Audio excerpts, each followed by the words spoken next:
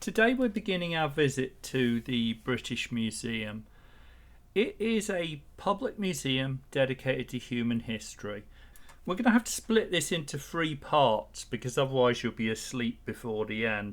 It is a simply enormous museum. It was founded on the collection of a scientist, Sir Hans Sloane. It opened in 1759 in Montague House, not far from here. And actually, the Natural History Museum was originally part of the British Museum, was spun off in 1881. And in 1973, the British Library was spun off from here. You can still see the original British Library reading room in here shortly. But it is a masterpiece of a museum, an immense collection. Today, we're going to start with the main courtyard, the section on death and life at the back. And we're going to go through at least some of the collections from the ancient world. Here's the main courtyard. Ahead's the reading room, which was the British Library. That's where Karl Marx famously wrote much of his book Das Kapital. And 2000, it was beautifully re-roofed. This used to be a courtyard. It's now completely covered in these triangle panes of glass, and it makes for a stunning central feature to the museum and ties it all together, because you are going to have to take a break if you visit the British Museum.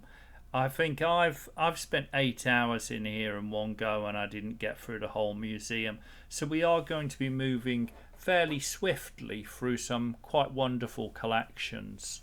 And really, the British Museum has to be enjoyed actually by visiting it. But we can give you a flavour today of the core collections, maybe help you plan your visit. At the back there where you see the two banners, that's where there's normally exhibitions. They're the ticketed exhibitions. The rest of the museum is completely free. You can make a donation if you want, but it is completely free to visit. And those exhibitions do tend to be very good. This one had the Silk Roads on when I visited. I went to a very good exhibition on the Vikings a few years ago. So always an interesting, very well curated exhibit with excellent material. And you can see a sneak to the right of some of the items we're going to see shortly. But going into this room at the back, this is room 24, Living and Dying. You can see the Easter Island Moai, or Dum Dum, as anyone that's watched the Night in the Museum. Really striking and beautiful item. You can get so close to it. I know friends who've wanted to go to Easter Island, but I certainly don't know anyone that's ever made it. It's quite an ordeal to get there, whereas you can actually see one of the statues here. And around this room, there's some beautiful examples of fashion, ritualistic materials, everything associated with death and with living. And it's just a very broad collection of striking pieces from all around the world. There you've got items from Kiribati, from Ceylon, from old Siam, from India. There's a lot of New Zealand Maori materials and ancient American Indian, just about everything here. It's a real tour of interesting pieces from around the world related to living and dying. Here, protecting the crops. And in the corner here, after this wonderful African figurine, or really statue, a bit big to call it a figurine, is one of the crystal skulls. If you ever see the film Indiana Jones 4, it's quite controversial in that it's probably a fake, but it was purchased by, it's just underneath these figures from Mexican Day of the Dead celebrations. And here, if I put the camera down, there, just about see it, should have leant down a lot more. There's the crystal skull, which very hard to really get an idea in the photo, but a unique piece. There's not many of them in the world, and they're certainly thought-provoking whether they're real or not. In the central courtyard, some interesting totem poles and Chinese figure back there. There's an emperor riding his horse from Rome. All sorts of beautiful world-class material. And really that's the British Museum in essence. It's an immense collection of some of the most important and beautiful items from history. And certainly the biggest history museum I've ever been to. It is a must visit if you're at all into history. I think it gets about 5.5 million visitors a year, so don't expect it to be quiet. I would say if you're coming here and you can get here for 10 in the morning when it normally opens, head straight to the Rosetta Stone and the Sutton Hoo mask, which we'll be seeing in the second of these videos, because they do collect large crowds and it's very hard to see them. And the Rosetta Stone, arguably the most important item in all of history in any museum, and the Sutton Hoo mask, well, probably the most striking example of Anglo-Saxon. And there's a lot of other material from that burial as well. It's actually the largest enclosed square in Europe. It's 2 acres. And I think Foster and Partners did a wonderful job with this glazing of really tying it together, bringing the museum into a very open display space, which has been tastefully used with only a small number of exhibits. In the centre here is the old reading room, and you can actually follow a staircase up the outer casing that's been added to the reading room up to the first floor. If you've seen our video on the British Library, which is about half a mile from here, you'll have seen a little snippet of this before. The wonderful domed roof with the windows drawing in so much natural light, and all the way around the walls is a collection of old antiquarian books. This actually was the foundation of the British Library. Today it's many millions, I think it's about 300 million books have been moved out from here. But there's just a few examples there, and you can see it as it was in the 1990s with circular desks where you can read through the books that you've had brought out to you by the librarians. But just a wonderful space, a temple of books. One of the most beautiful library buildings I can think of. Quite stunning. All in the centre of the main court, the Grand Court.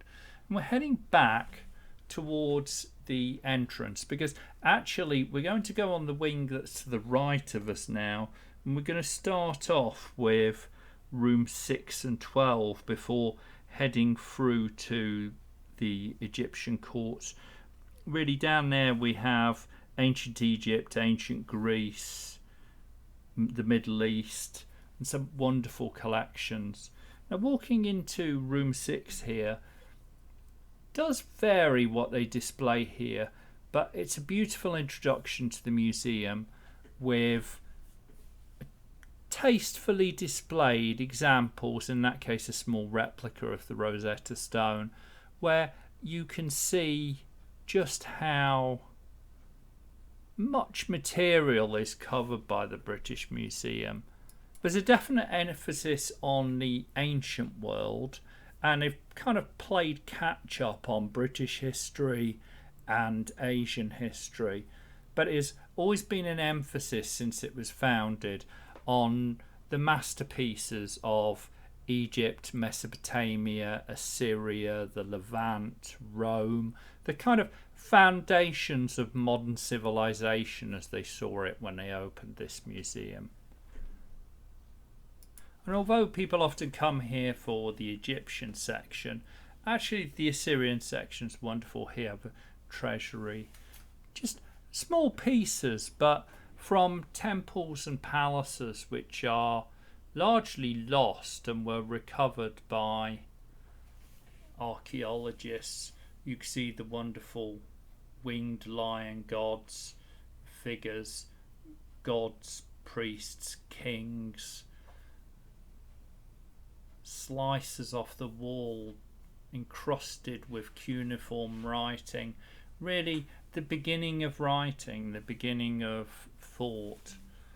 And from various temples at Nimrud. This is the cradle of civilization, the river valleys of the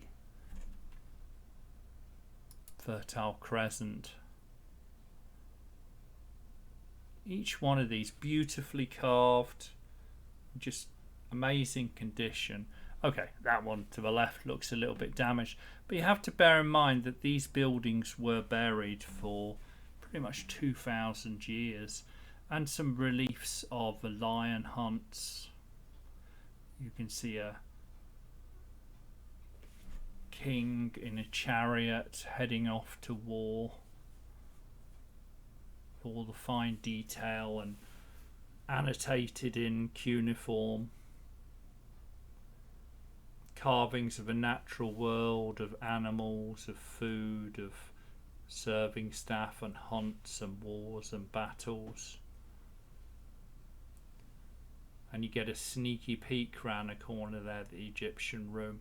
But before the Egyptian, we're going to head over to the gates and the lion hunt. A lot of archaeological material was brought back from and Nimrud, and here the gates, obviously the wood is recreated along with the brass straps that held them in place, but to the side in cabinets you can see the original brass plaques. Here you can see what remains of them recreated in the centerpiece. And you see the map on the wall there. Because this covers the whole of the Levant and the Middle East, there are excellent diagrams to make sure everyone knows exactly where it is they're looking at, because the British Museum does cover the whole world. Think of it as the British Museum of World History. It's very much not a British History Museum. That's a small section upstairs, really. Here, these wonderful wall reliefs from temples. This whole stretch, the next 3 rooms, or 4 rooms, cover Assyria. This room, room 7, is all from Nimrud, and it features beautiful pictures of gods, demons, deities.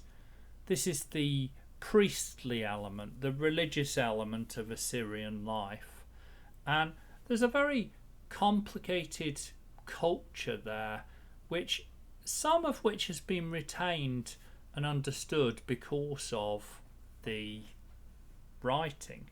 And if you look back there, if you look here, see how that man's holding a bag.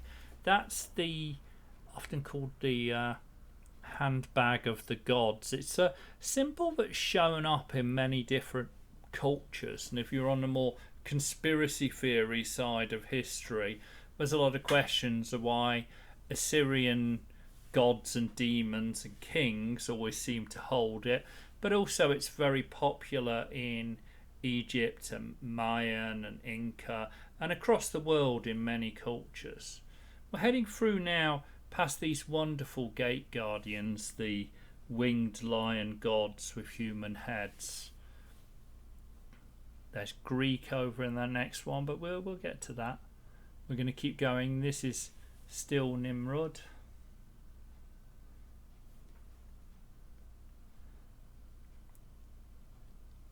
This is room 8 ahead.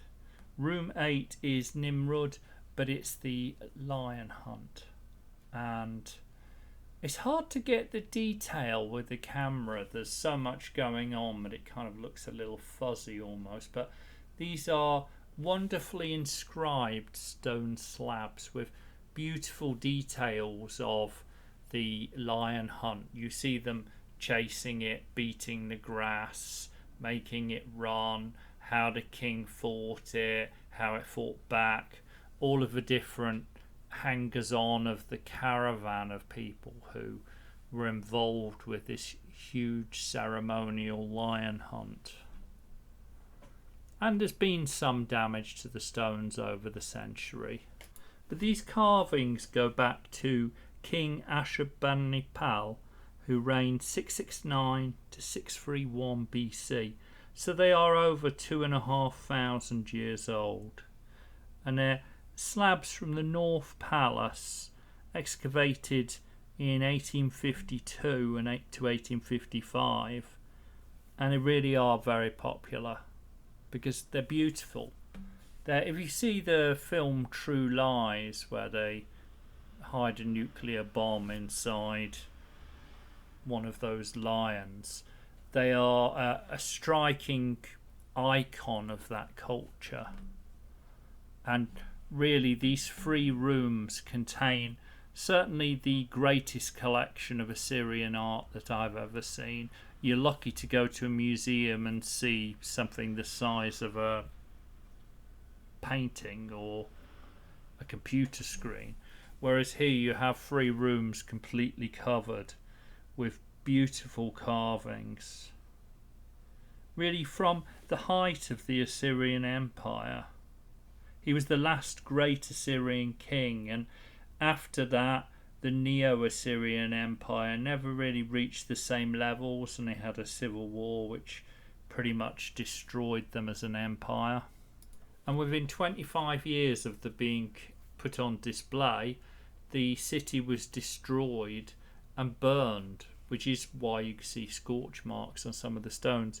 Heading through now to the next room along, it's still staying with Assyria, but it's the town of Nimrud, just 30 kilometers south of Mosul in Iraq.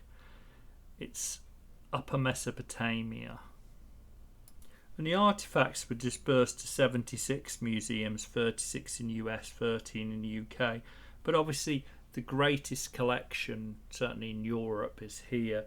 Unfortunately, Islamic State destroyed much of what was left. So really these are some of the last remaining fragments of that great civilization's lost city. The city was where the queens were buried. The kings of Assyria kept being buried in Assur, but the queens were buried in Kalhu, which became Nimrod. Largely it's an Arabic derived name later on, which is sometimes linked with Nimrod in the Bible, but it seems like that was probably a different city. But you see this wonderful raised relief of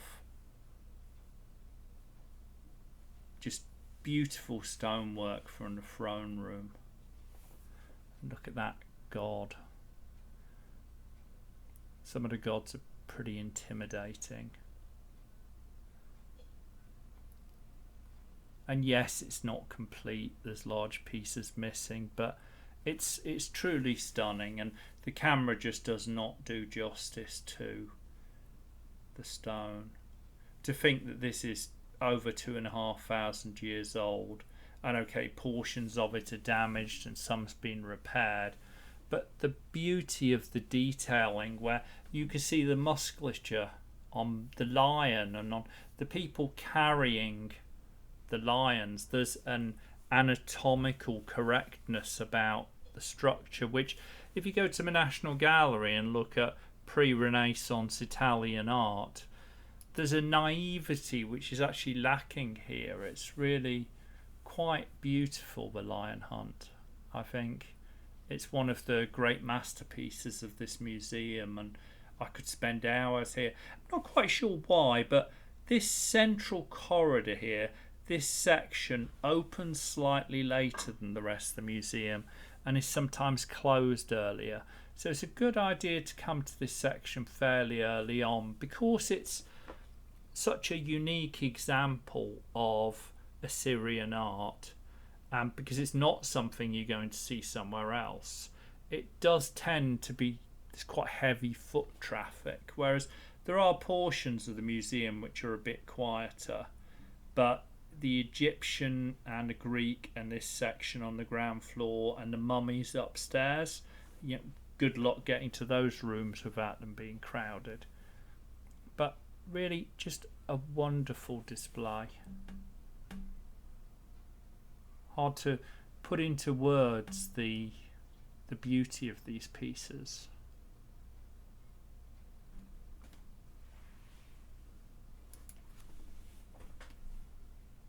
And sad to think that in the last 25 years, pretty much everything left in Iraq of this wonderful culture that was the foundation of later civilizations like Rome and Greece and Egypt is gone. And you might say it's not the foundation, it's happened at the same time, but it was one of the building blocks, the first use of writing, some of the Hambaratic laws, some of the oldest laws.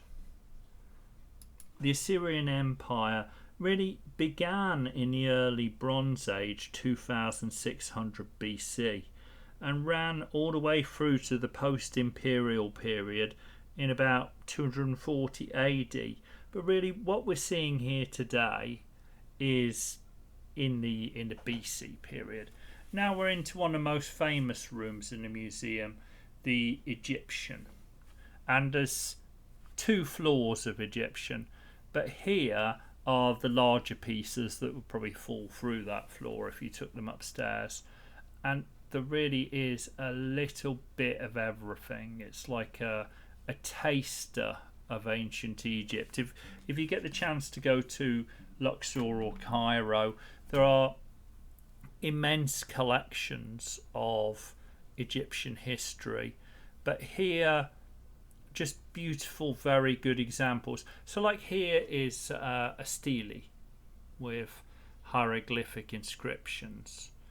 Here what's left of, it looks like a sphinx or a lion guard, a false door. It was important to have false doors on temples. Some pharaonic statues. There, that's a false door.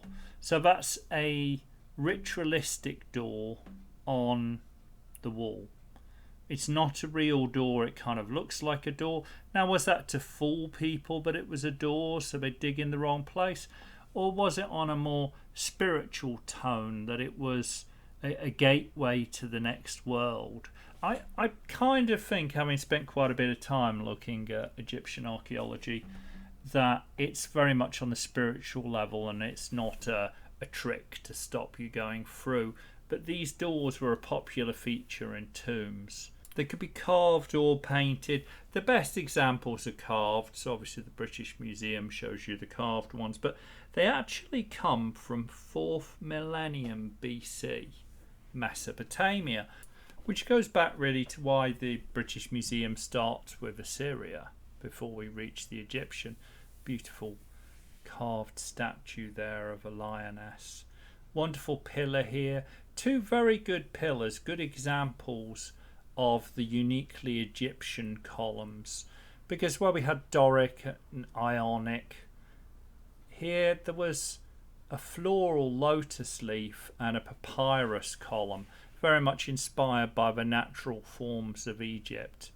And these are 2 very good examples. That head of a pharaoh in the background. You can see it's a very tall room and it allows for some excellent pieces.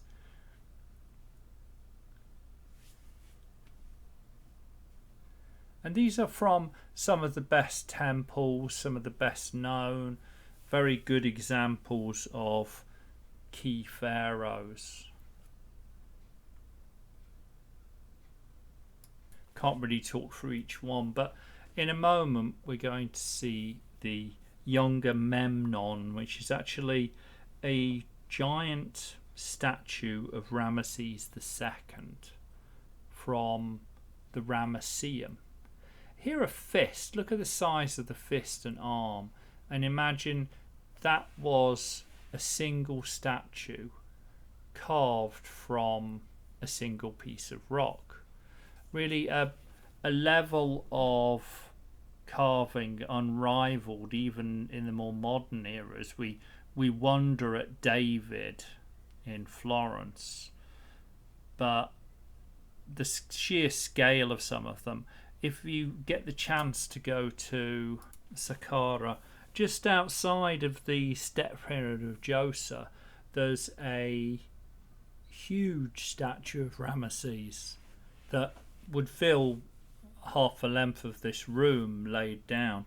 And the scale of what they were able to achieve is quite unrivaled and just beautiful. If you're at all like Egyptian history, this room is splendid. Every example here is a beautiful piece. There's no middling or second rate here. And one thing people sometimes think, the museums pillage all these items, but what you have to understand with ancient Egypt is the sheer volume of material that's left. If you go to the National Museum in Egypt, it's the size of this British Museum, entirely full of beautiful examples. Now here is the Rosetta Stone.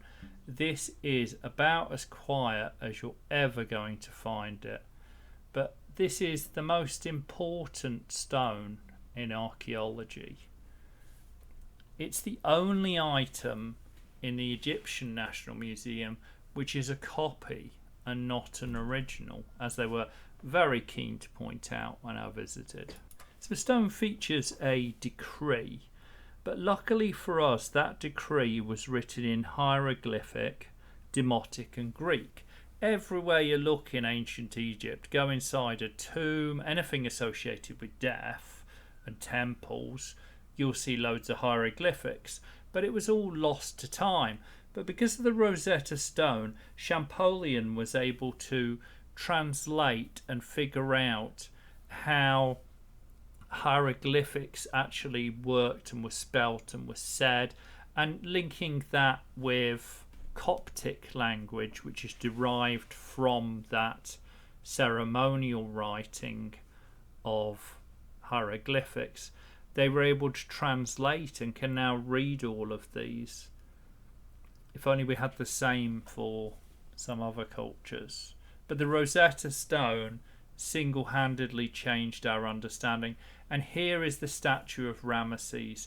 If you're lucky enough to go to the Ramesseum on the west bank near Luxor, outside the Ramesseum you have a line of statues, and this is one of the broken ones that fell down and was actually brought out by an Italian weightlifter from a circus, Giovanni Belzoni, who he believed he was rescuing them from treasure hunters so they would be put on display. Here, difficult behind the glass to really see the quality of those pieces, but they are splendid. And this beautiful ram to the right, sarcophagus covers the whole range of the different kingdoms of Egypt. Some very good middle and later articles here, particularly like this ram. If you go to Luxor, the main temple of Luxor, not Karnak but actually Luxor, there's an avenue of those, and they run for about half a mile before they go underneath a mosque, and it's believed they continued even further. Here, a beautiful piece. It's the Geyer Anderson cat. Dates from about 664 to 332 BC. bronze with gold ornamentation, and it's a representation of Bastet, the cat goddess. If you were watching earlier, I didn't talk about it, but there were 3 figures of Bastet by the wall, and they're different forms in which she was shown. She was quite a key goddess who evolved over time. She was involved with war earlier on, and then she came to be the daughter of Ra and Isis and a consort of Ptah, with whom she had a son, Mahahes. But she was defender of the king, and she was protector of Lower Egypt. Whenever you see a pharaoh and you see the cobra and the sun disk, that's Upper and Lower Egypt.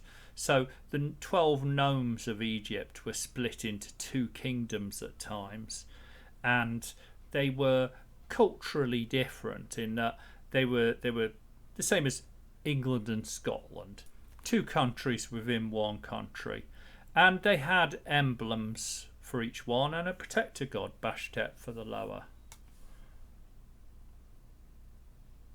Wonderful carved sarcophagus cover. The hardness of some of these stones and the sheer detail, the intricacy, just the perfection to how that's been carved. Imagine you're not using diamond tip professional lasers and tools of today. You're chipping away with pretty basic tools. Effectively, all of the items in this room come from what really was the Stone Age. And here a scarab beetle, always important in ancient Egyptian culture. They were seen as a representation of the sun god Khepri and the cycle of life and death. It's probably the second best one I've ever seen. The best is in Karnak Temple in Luxor. There's a really immense version, but this is really beautiful. And some wonderful tombstones and steles. Here from the later period, the Greco-Roman era, where the last few centuries of ancient Egypt were actually Ptolemaic Egypt, where it was run by the Greeks. After Alexander the Great became pharaoh, he was followed by his general Ptolemy, and they continued on, and they adopted some of the Egyptian culture, and like you can see a Greco-Roman Egyptian burial because they have a different style of sarcophagus cover and they have the beautifully painted wooden cases, but they were still half Greek, half Egyptian. I think Cleopatra was the first of the Ptolemies to actually speak Egyptian, apparently. Then we're at the end of this room. We're heading up the stairs because although there's still quite a bit down on that floor, it's good to come up this stairs and see the rest of the Egyptian section. Now I am going to struggle a little bit there because it's all behind glass for very good reason. But this staircase, the west stair, has an excellent selection of mosaics on the way up. And because of the height of the ground floor, you actually go up 2 floors and there's a members room there. But to get up to the floor above, you have to go up 2 flights of stairs. And you see how beautiful these mosaics are. Some of the best examples that the British Museum can find. And really, British Museum has 4.5 million objects and 2 million records. So their collection is vast, and the pieces they display really are the cream of the crop. There was a scandal quite a few years ago when it was discovered that the beard of the Sphinx of Giza was in a back room being used to prop a door open. And whilst the British Museum, I must say in their defence, have always treated historic items with a lot of respect, obviously they fell a bit short on that one. I would point out it wasn't identified what it was when they were using it as a door prop. There's a pretty good explanation of the evolution of ancient Egypt and how the early and latter kingdoms evolved. The last tomb chapel of Nebom, they've got a beautiful display of that and a lot of pieces from that tomb chapel. Along with on the wall some really beautiful pieces of ancient Egyptian wall paintings where it's been cut out and it's displayed quite tastefully on the wall here. I think very good examples. Probably the best I've seen this section outside of the Luxor Museum. It's displayed to a similar quality. I've not had the chance to go to the new Egyptian National Museum. I went to the old one a few years before they moved. But Luxor Museum, it's a cooperation with the Brooklyn Museum in New York, and it's just beautifully displayed. I think this section, really good examples of tomb art showing everyday life, worship, ritual, animals, hunting, everything that was important to think about in a spiritual sense in ancient Egypt. Some beautiful examples of jars from different materials. There's a stool down there, a canopic jewel jar holder, beautiful ancient glass and faience, hair combs, things to do with beauty, a pair of shoes, a mirror, an axe, all of these items. Look at that feather fan.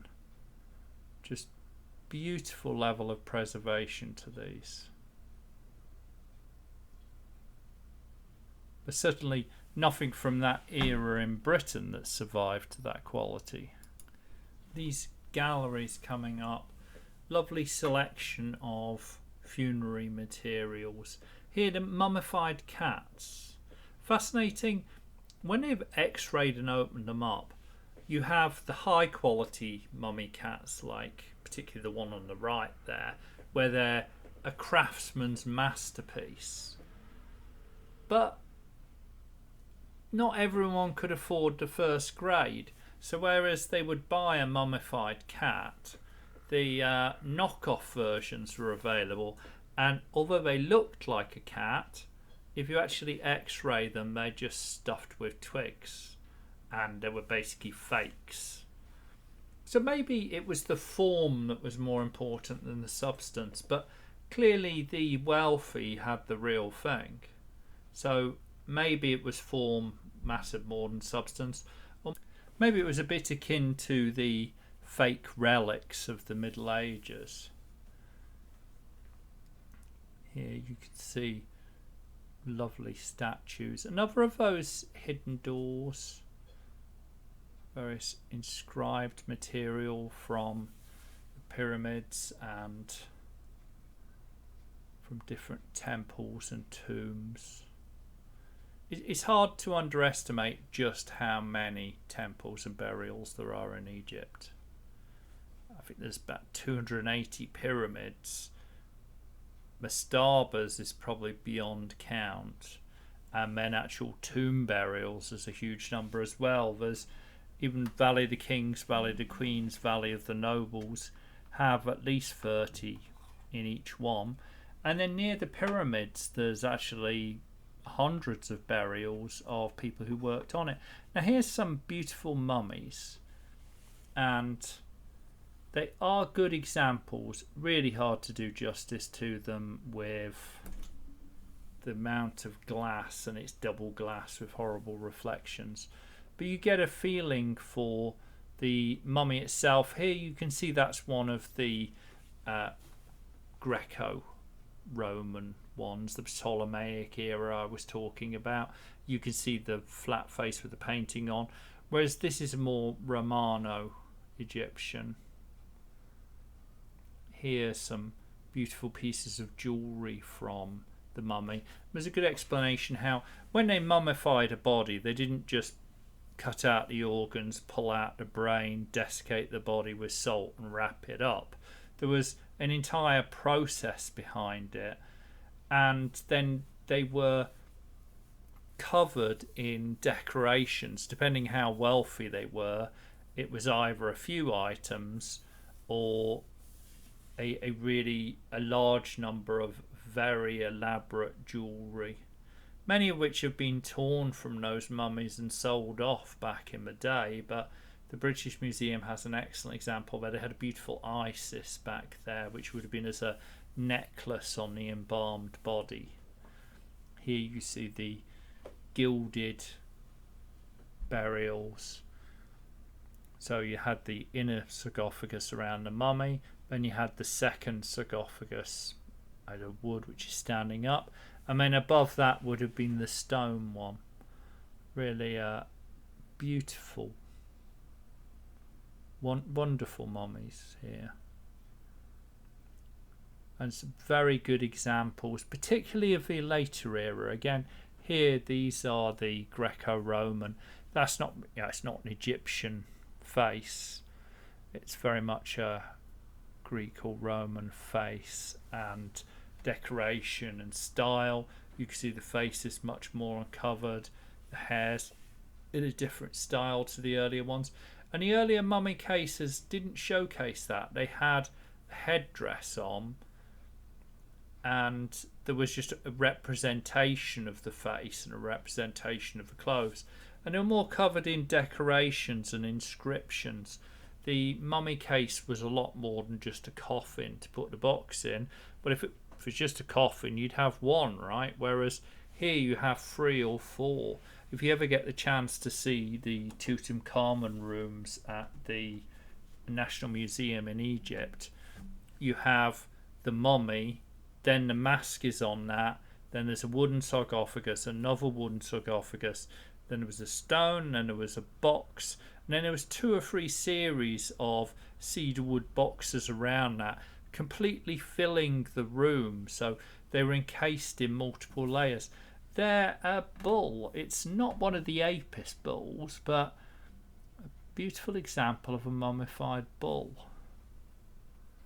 And I think this may be from Apis, but it's not like the full Apis bulls. They have the Seraphim of Saqqara, where there were huge sarcophaguses with bulls and room after room of sacred bulls that have been stored. It's possibly 1 per year. See a lovely collection of Shabti there. If you watch our video on the Petrie Museum, they have a very large collection of Shabti. And here these beautiful lapis lazuli coloured vases for holding incenses and oils. Some canopic jar covers. Canopic jars held the organs of the body when they've been extracted for mummification. They always have a god head. The baboon head Hapi, the lungs went in there. Imseti, the human-headed god, protected the liver. Dwamatef, the jackal-headed god, protected the stomach. And Kabasnuf, the falcon-headed god, protected the intestines. Here's some really beautiful examples of mummy cases. Not the oldest, the next room, the last room had the oldest, but very beautifully displayed, and a lot of items to do with the rituals of Egyptian death. The Egyptians certainly took death seriously, and there's some beautiful example of canopic jars on the right there. They took it very seriously. It clearly was a very important element of life, certainly for the kings, but also for nobles, scribes, craftsmen. You see an attention paid to death which was almost obsessive, and as a result a lot of the material that survived from Egyptian culture is about death. Even when you see an image of life, it's often an image of life to be enjoyed in death, or to represent in the afterlife what had happened in the current life. But really a lovely collection if you have the slightest interest in Egyptian history, and who doesn't like a mummy?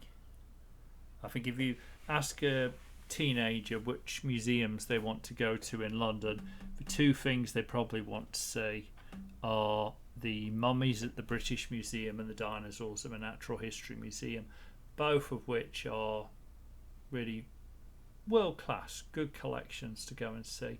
Some beautiful examples here of inscriptions and papyri. Really lovely. And this is coming to the end of the Egyptian section. Now it does flow in quite naturally to the Greek sections, but I'm probably going to draw to a close after the Egyptian, just so this video doesn't get too heavy. So next week we'll be seeing Greek, Roman, the extended Greco world, obviously the Elgin marbles, and there's a beautiful example of canopic jars as well, and they're the heads of the canopic jars, so you can always tell when you see them straight away that it's a canopic jar, and they always come in four, so one obviously broke that one, and they often were sat within a box like that first one that we saw. So yes, next week we'll be back. Please do like and subscribe, and don't miss out on part 2 and 3. The British Museum has a lot more to offer.